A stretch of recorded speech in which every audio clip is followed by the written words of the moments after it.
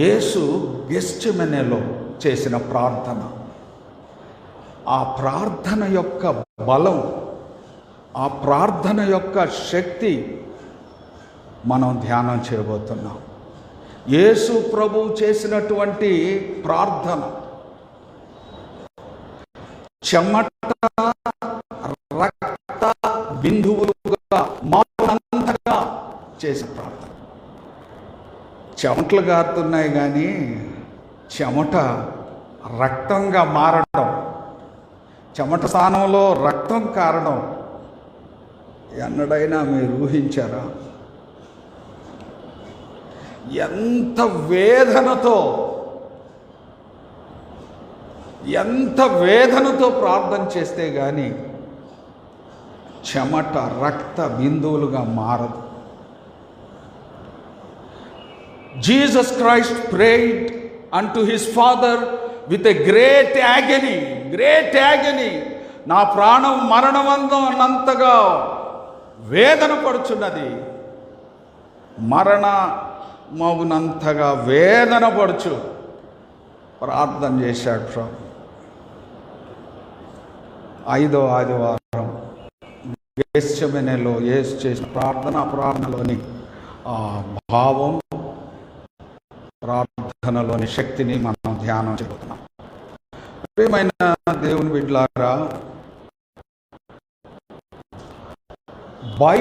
ప్రార్థన అనే మాట బైబిల్లో 543 సార్లు వ్రాయబడి, ప్రార్థన అనే మాట 543 సార్లు. అంటే మీరు ఊహించవచ్చు ప్రార్థన యొక్క ప్రాముఖ్యత, ప్రార్థన యొక్క బలం, ప్రార్థన యొక్క ప్రాముఖ్యత ఎంత ఉందో మీరు గ్రహించాలి. తరువాత ఉపవాస ప్రార్థన అనే మాట 146 సార్లు వాడబడింది. అంటే ఉపవాసం యొక్క ప్రాముఖ్యత, ఉపవాస ప్రార్థన యొక్క ప్రాముఖ్యత బైబిల్లో అనేక విధాలుగా తెలియజేయడం మనం చూస్తూ ఉన్నాం. ప్రియమైన దేవుని బిడ్డలారా, ప్రార్థన అనేది ఒక ఆయుధం. Prayer is a weapon. క్రైస్తవుని చేతిలో ఉండవలసినటువంటి ఆయుధం. క్రైస్తవులు ఒక యుద్ధ భూమిలో ఉన్నారు. We are all in a battlefield. ఒక యుద్ధ భూమి. క్రైస్తవులు నిరంతరం ఒక యుద్ధ భూమిలో ఉన్నారు. ఎప్పుడు పోరాటం, ఈ లోకంతో పోరాటం, సైతాను శక్తులతో పోరాటం, దురాత్మల సమూహములతో పోరాటం. We are in a great battlefield. ప్రియమైన దేవుని బిడ్డలారా,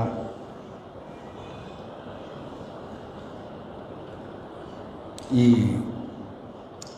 క్రైస్తవుడు ప్రతిరోజు పోరాడేటువంటి ఈ యుద్ధంలో ఆయుధం లేకపోతే ఓడిపోతాడు.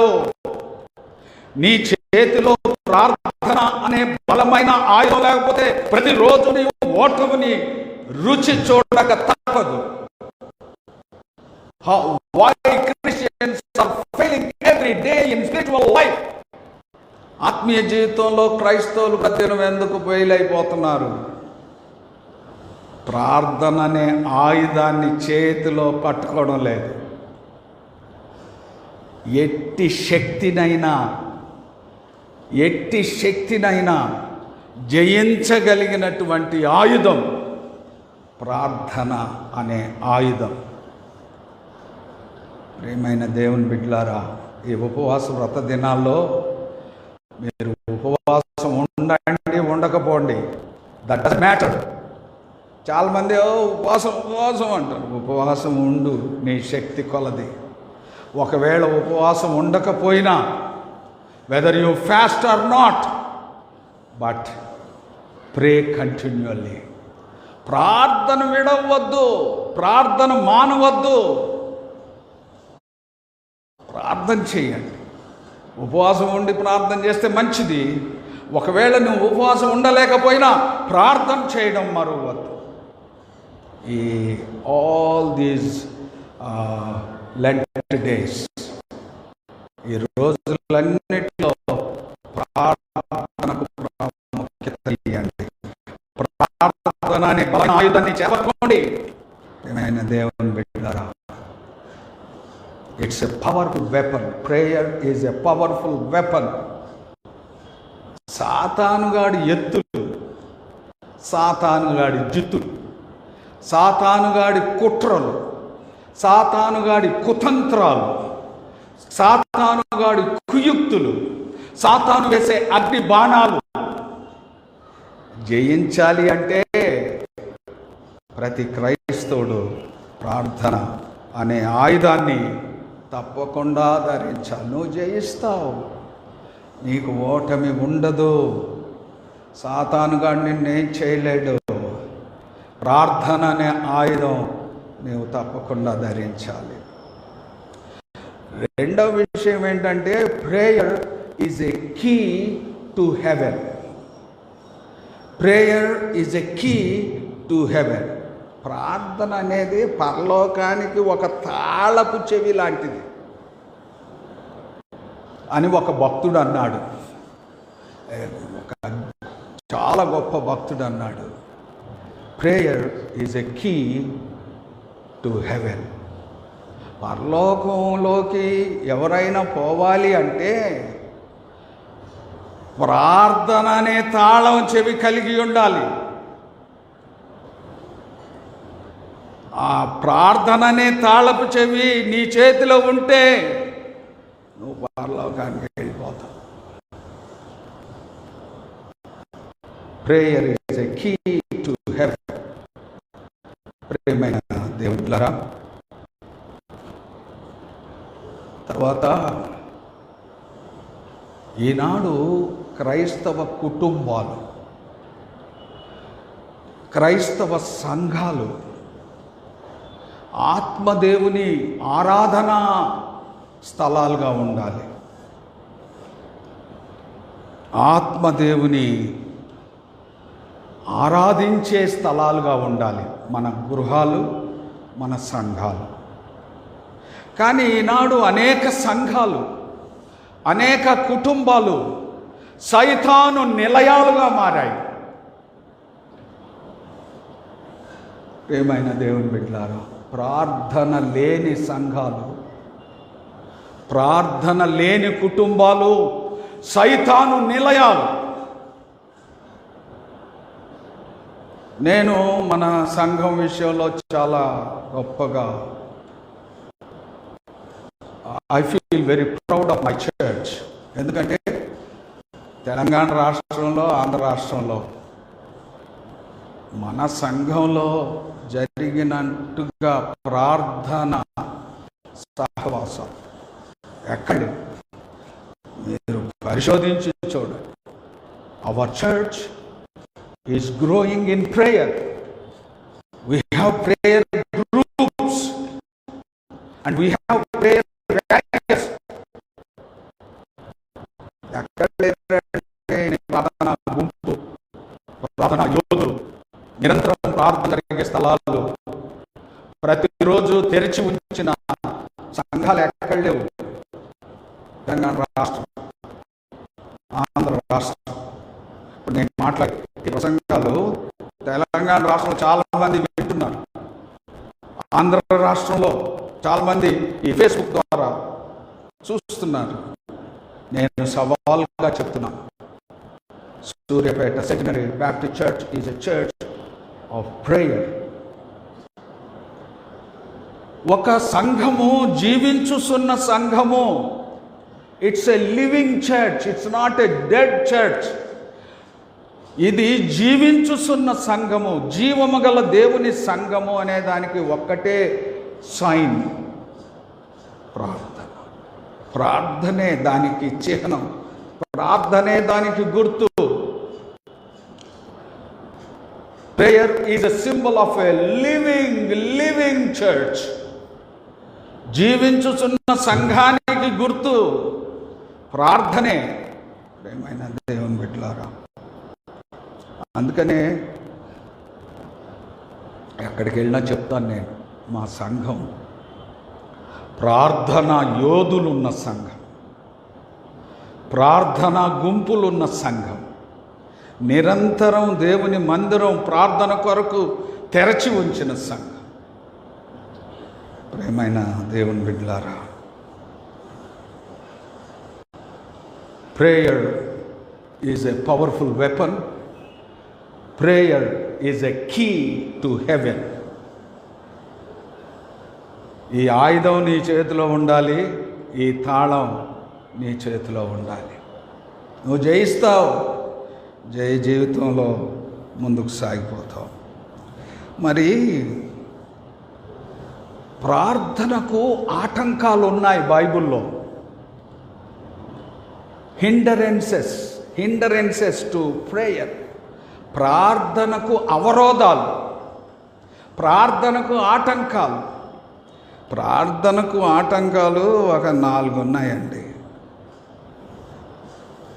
ప్రార్థన ఫలించకపోవడానికి, ప్రార్థన సంఘంలో జీవించకపోవడానికి 4 అవరోధాలు ఉన్నాయి. మొదటిది ఏంటంటే అవిధేయత, disobedience to God, disobedience to the word of God.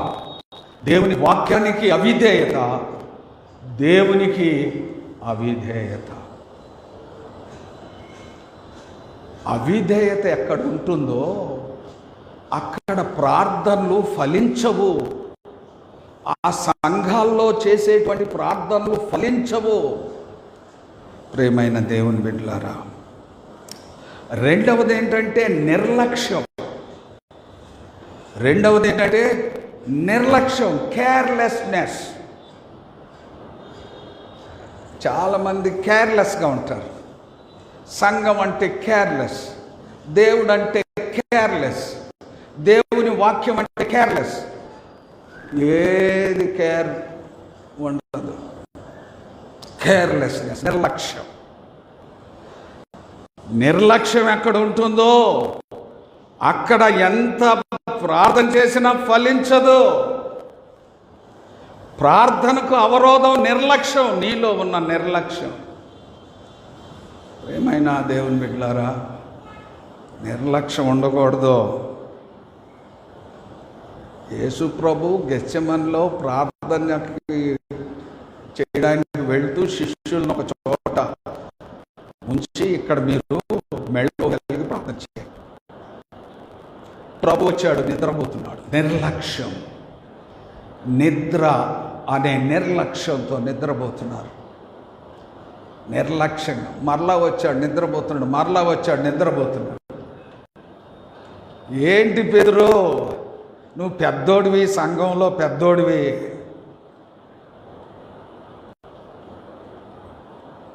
నువ్వు పెద్దవయ్యుండి ఎంత నిర్లక్ష్యమా? నువ్వు పెద్దవయ్యుండి ఎంత నిర్లక్ష్యమా? అంటే నాడు సంఘంలో ఎవరైతే ప్రార్థనకు నిర్లక్ష్యం ఉంచారో, నిర్లక్ష్యం ఉంటారు. ఏ కుటుంబంలో ప్రార్థన నిర్లక్ష్యం అంటే చేసుకోవచ్చు, ఆ పడుకునే ముందు చేసుకోవచ్చు, పడుకునే ముందు కూడా చేసుకో. నిర్లక్ష్యం అనేది ప్రార్థనకు అవరోధం. మూడవది అవరోధం, ప్రార్థనకు అవరోధం దేవుని వాక్యాన్ని తృణీకరించుట. దేవుని వాక్యాన్ని తృణీకరించుట ఇదొక పెద్ద అడ్డుబండ ప్రార్థనకు. వాక్యము, ధ్యానము, ప్రార్థన ఇవి విడదీయలేనటువంటి. నేను మొదటి వారమే చెప్పాను, prayer, power, word of God. వాక్యము, ప్రార్థన, శక్తి. ఇది చాలా దేవుని వాక్యాన్ని తృణీకరించడం. 4వ అవరోధం ఏంటంటే పాపం. పాపం అనేది అది తెలిసి చేసినా తెలియక చేసినా పాపం అనేటువంటిది అది ప్రార్థనకు అవరోధం. కనుక ఈ అవరోధాలను దాటుకొని పోవాలి సంఘాలు, క్రైస్తవ కుటుంబాలు. అప్పుడే జయిస్తారు, విజాదిస్తారు. ప్రియమైనటువంటి దేవుని బిడ్డలారా, పరిశుద్ధాత్మ దేవుడు ఈరోజు నీతో మాట్లాడుతున్నాడు. పట్టుదలతో ప్రార్థన చేయాలి. తెలుగులో ఇంకో బైబిల్ ఉంది, వాడుక భాష బైబిల్. ఆ వాడుక భాష బైబిల్లో చూస్తే దృఢముగా ప్రార్థన చేయండి. ఈ పట్టుదలతో ప్రార్థన చేయండి అనేదానికి ఇంకొక పర్యాయ పదంలో దృఢముగా ప్రార్థన చేయుడి అని వాడబడింది. ఇంకొక మాటలు ఏంటంటే ప్రార్థనలో కొనసాగండి, ప్రార్థన ఆపకండి. పట్టుదలతో ప్రార్థన చేయండి అంటే ఎన్ని భావాలు వస్తాయి. ప్రియమైనటువంటి దేవుని బిడ్డలారా, ఈ ఉపవాస వ్రత దినాల్లో, ఈ పవిత్ర దినాలు, ప్రతిష్ఠిత దినాలు, ప్రార్థనే ప్రాధాన్యం. నేను మరలా చెప్తున్నాను, weather you fast or not, weather you fast or not, that doesn't matter, but matter is you must ప్రే.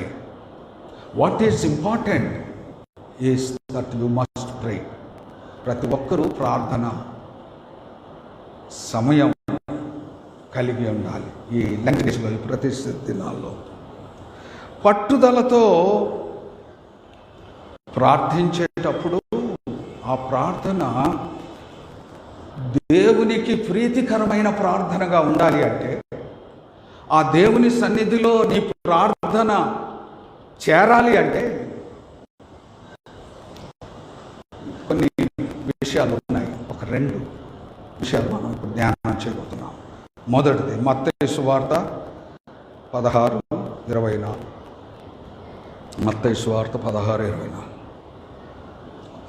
అప్పుడు యేసు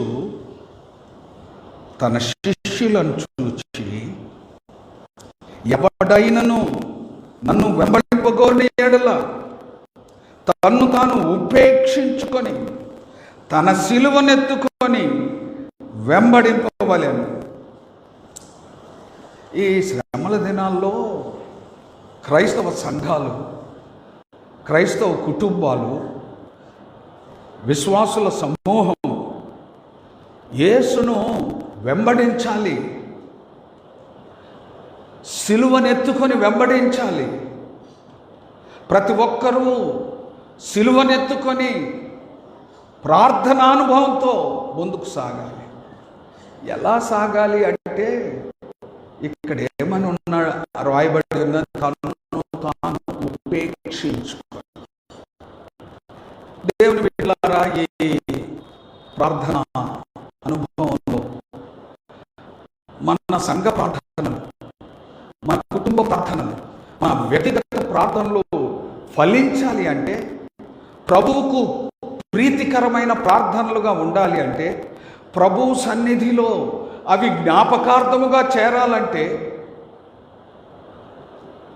ఉపేక్షించుకొని ప్రార్థన చేయాలి. Pray with self denial, pray with self denial. ఉపేక్షించుకొని ప్రార్థన చేయాలి. ఉపేక్షించుకోవడం అంటే వదులుకోవడం, విడిచిపెట్టడం. దేవుని కొరకు ప్రియమైన దేవుని బిడ్డలారా, ఏవైనా వదులుకోవాల్సి వస్తే వదులుకోవాలి, ఏవైనా విడిచిపెట్టవలసి వస్తే విడిచిపెట్టాలి. ఈ ఉపవాస దినాలు ఈ పవిత్ర దినాల్లో ఉపేక్షించుకొని, అంటే విడిచిపెట్టి, వదులుకొని ఆయన్ను వెంబడించాలి, సిలువనెత్తుకొని వెంబడించాలి. ప్రియమైన దేవుని బిడ్డలారా, ఉపవాసం అంటే ఆహారం వదులుకోవడం, పానీయం, ఆహార పదార్థాలు ముఖంగా ఉండడం. ఉపవాసం అంటే వదులుకోవడం, విడిచిపెట్టడం. ప్రియమైనటువంటి దేవుని బిడ్డలారా, దేవునికి అయిష్టమైనవి ఏవో, దేవుని దృష్టికి ఇవి యోగ్యమైనవి కావు అని మనకు అనిపిస్తే వాటిని విడిచిపెట్టాలి, వాటిని వదులుకోవాలి. ప్రియమైనటువంటి దేవుని బిడ్డలారా, పాపానికి, ఒక వ్యక్తి పాపంలో పడడానికి శరీరంలో 3 ప్రాముఖ్యమైన అవయవాలు కారణం అన్నాడు. ఒక భక్తుడు ఆయన అనుభవంలోనే చెప్పాడు, నేను విన్నాను. మానవుడు త్వరగా పాపంలో పడిపోవడానికి 3 శరీర అవయవాలు ఉన్నాయి. మొదటిది నీ కన్నులు. నీ కన్నులు నిన్ను పాపంలో పడేస్తాయి. నీ చూపులు, నీ కన్నులు, నీ దృష్టి జాగ్రత్తగా ఉంచుకోవాలి. అంటే నీ కన్నులను, ఆ కన్నుల యొక్క వచ్చే చూపులను, ఆ కన్నులు చూచి ఆశించేటువంటిని వదులుకోవాలి, వాటిని విడిచిపెట్టాలి. కన్నులకేంది, చూసిందల్లా కావాలంటది. చూసిందల్లా అసలు ఏదేను తోటలో పాపం ప్రారంభమైందే కన్నులు. ఆ కన్నులకు మంచివని ఎప్పుడైతే అవ్వ చూసిందో, కన్నులకు మంచివి. She was fallen in sin. అది ఆదిలోనే అది జరిగింది. మన కన్నులు పాపంలో పడిపోవడానికి మొదటగా పనిచేస్తాయి. Young people, be careful of your eyes and be careful of your sights. నీ చూపులు, నీ కన్నులు. దేవుని కుమారుని నామమందు విశ్వాసముంచు మీరు నిత్య జీవము గలవారని తెలుసుకున్నట్లు నేను ఈ సంగతులు మీకు రాయిచున్నాను. ఆయనను బట్టి మనకు కలిగిన ధైర్యమేదనగా, ఆయనను బట్టి, దేవుణ్ణి బట్టి మనకు కలిగిన ధైర్యమేదనగా, ఆయన చిత్తానుసారంగా మనం ఏది అడిగినను ఆయన మన మనవి ఆలకించునన్నది.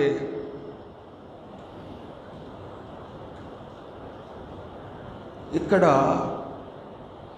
ధైర్యంగా ప్రార్థన చేయాలి.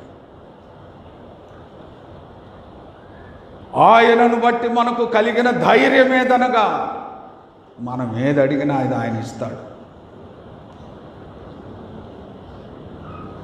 What a wonderful God we have. ప్రియమైనటువంటిది, మనం ఏది అడిగినను ఆయన మనకు తప్పకుండా అనుగ్రహిస్తాడు. ఆయనను గూర్చి మనకు కలిగిన ధైర్యమేదనగా, ఆయన మన దేవుడు, మనం ఏదడిగినా మనకు అనుగ్రహించుటకు ఆయన సమర్థుడు. ప్రియమైన దేవుని బిడ్డలారా, ఎఫెసీలకు రాసిన పత్రిక 3వ అధ్యాయం 20వ వచనం. ఎఫెసీలకు రాసిన పత్రిక 3వ అధ్యాయం 20వ వచనం. మనలో కార్య సాధకమైన తన శక్తి చొప్పున మనము అడుగు వాటన్నిటికంటే, ఊహించు వాటన్నిటికంటే అత్యధికముగా చేయ శక్తి గల దేవుడు.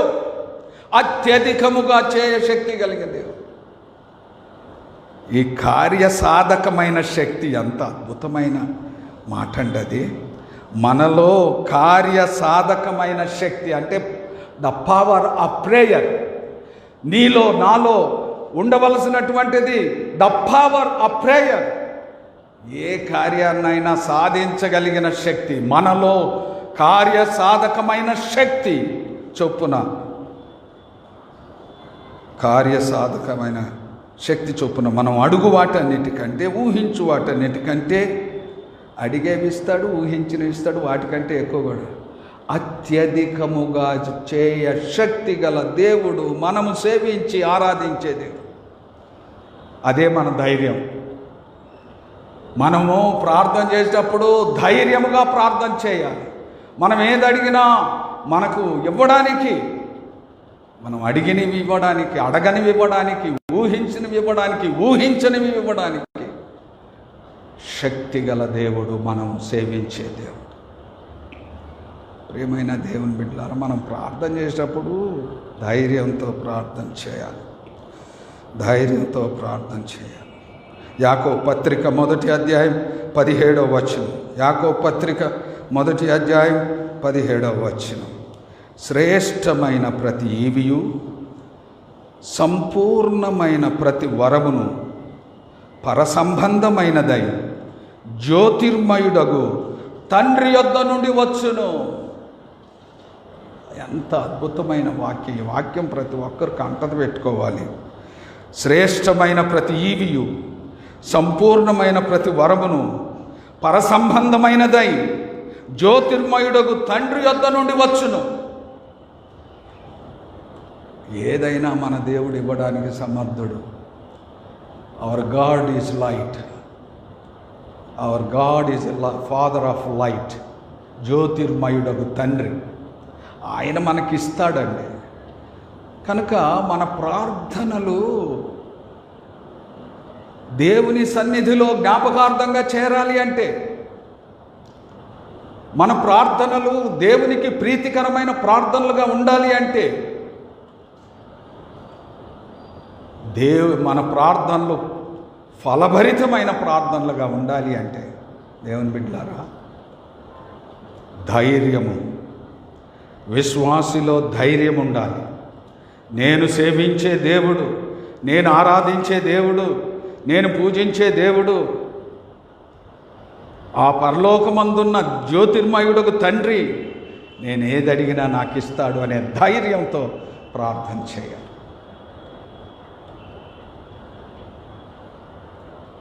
పట్టుదలతో ప్రార్థన చేయండి. పట్టుదలతో ప్రార్థన చేయండి.